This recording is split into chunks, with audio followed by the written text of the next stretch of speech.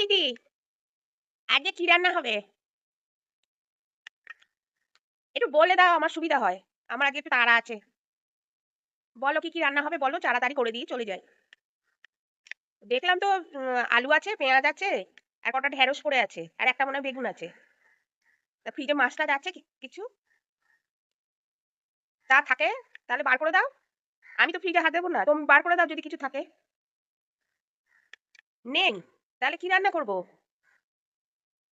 ওই আলু আর ঢেঁড়স দিয়ে তরকারি, আর কিছু হবে না? ওই দিয়ে হয়ে যাবে? তা একটু মাছ টাছ নিয়ে আসতে পারো না? এই তো সামনে বাজার, একটু মাছ কিনে আনতে পারো না? আমাকে পয়সা দিলেও তো আমি আসার সময় মাছ কিনে আনতে পারি। তাও তো দিতে চাও না। তাই শুধু ওই আলু আলু আর ওই ঢেঁড়স দিয়ে তরকারি রান্না করে রেখে যাবো? ডাল? ডাল করবো? তা ডাল আর আলু আর ঢেঁড়সের তরকারি এই খেয়ে থাকবে? কেন? আজকে আবার তোমার তাড়া কিসের? রোজই এসে বলো তোমার তাড়া আছে। শোনো, যা গরম পড়েছে না, এখন এই মাছ মাংস খাওয়া একদম ভালো না। নিমন্ত্রণ ছিল, প্রচুর খেয়েছি বুঝলি তো, হাবি জাবি মাছ মাংস কি না খাইয়েছে। ওই জন্য আমি আর বাজার করিনি। তুমি ওই ডাল আর ওই ঢেঁড়সের তরকারি রান্না করে দিয়ে যাও। আমার আর ভালো লাগছে না কিছু খেতে, এই গরম তার উপর এই এত রিচ, আর ভালো লাগে না।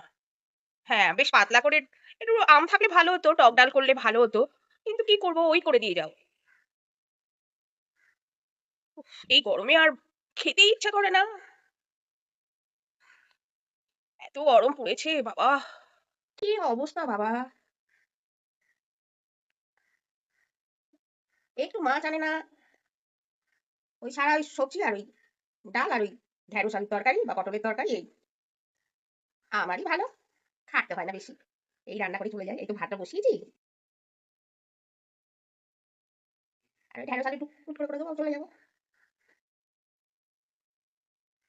কি আর বলবো, আমি আর কি বলবো।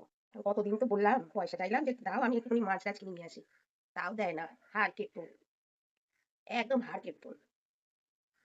কি আর বলবো, সর্বক্ষণ ট্যাকুর ট্যাকুর, এই সবজি, মাছ নেই মাংস নেই। তোরা তো কি রে, তোরই তো ভালো, বেশি রান্না করতে হচ্ছে না। আমায় পয়সা দিয়ে দাও, পয়সা যা দেবো, হাফ টাকা আনবে আর হাফ টাকা নিজে মেরে দেবে। এইসব লোককে আমি পয়সা দিয়ে আনবো? হ্যাঁ, যা টাকা দেবো, অর্ধেক টাকা জিনিস আনবে, অর্ধেক টাকা নিজের পকেটে ঢোকাবে। তোরা তো কি, আমি মাছ খাই না তরকারি খাই না কি খাই, আমার যা ইচ্ছা আমি তাই খাবো।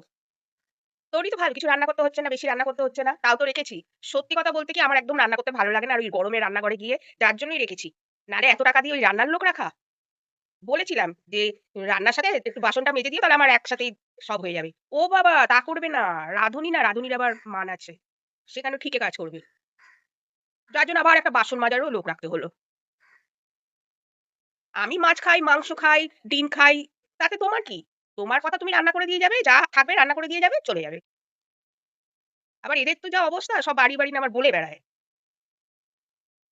আজকালকার যা মানে দিন পড়েছে না, কি বলবো, এদের তো আবার একটা ইউনিটিও আছে। যাহ, ঠিক আছে, আজ আর বেশি কথা বলতে পারছি না, এরপর আমাকেও অফিসে বেরোতে হবে। টাটা।